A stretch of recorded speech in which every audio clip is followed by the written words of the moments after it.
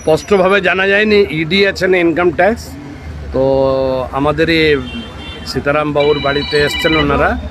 তো এটা part of business, যখনই কেউ বড় বিজনেস করে তো তারা প্রস্তুত থাকে ইনকাম ট্যাক্স, জিএসটি, ইডির জন্যে। তো এটা আমাদের ওই বিজনেসের একটা পার্ট। আজকে রেড হয়েছে, আমাদের যে ব্যবসায়ী আছেন সে নিজের ওইখানে বালি ব্যবসায়ী। এখন দেখুন অনেক ইনার তো অনেক ব্যবসা আছে, কি ব্যবসা সংক্রান্ত এসছেন ওনারা এটা তো সঠিক আমরা কিছু জানতে পারছি না, কিন্তু ঠিক আছে এটা জানা যাবে।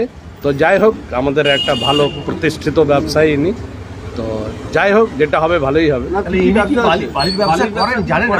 মানে হ্যাঁ, এটা জানি আমরা কি অনেক টাইপ ব্যবসা আছে না, তো ওই মধ্যে হতে পারে বালিও হতে পারে। শুধু বিজনেস নাকি পলিটিক্স আছে এর মধ্যে, এইটাই এখন কি করে বলা যেতে পারে। ফ্যামিলি এখানে 3টে ভাইয়ের ফ্যামিলি থাকেন এখানে। মনীষ বলে কে আছে? হ্যাঁ, মনীষ, সীতারাম বাবুর ভাইপোর নাম হচ্ছে মনীষ বাগড়িয়া। এনারই বাড়ি। হ্যাঁ, এটা এইখানে সীতারাম বাবু থাকেন, মনীষজি থাকে, ওম বাগড়িয়াজি থাকে, সবাই থাকে।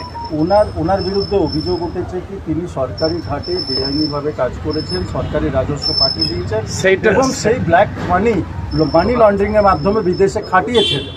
এইটা বিষয়টা কি জানতেন আপনারা চেম্বারে? এইটা কি করে আমরা বলতে পারি, এটা তো ব্যবসায় সংক্রান্ত ব্যাপার।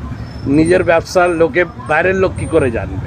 তাহলে এটা তো জানার কোনো প্রশ্নই ওঠে না। মনীষ কি বালির ব্যবসার সঙ্গে যুক্ত আছে? এইটা দেখুন, কে কি ব্যবসা করে এটা আমরা জানি না, এটা জানি হ্যাঁ উনি ভালো ব্যবসায়ী একজন। কিসের অভিযান সেটা কি জানতে পেরেছেন? না, এখনো অবধি এটা তো ওনারা যতক্ষণ বলবেন না আমরা কি করে জানবো। আপনার সঙ্গে ফোনে কথা হয়েছে? না না, কোনো ফোনে যোগাযোগ হয় না। এখন ফোন করছিলেন, ফোন পেলে?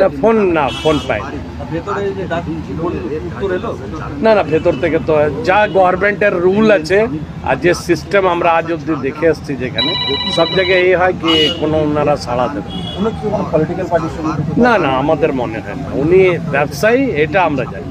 অভিযানটা কিসের সেটাও জানা যাচ্ছে না। না, এটা কি করে এখন জানা যাবে বলুন? এখন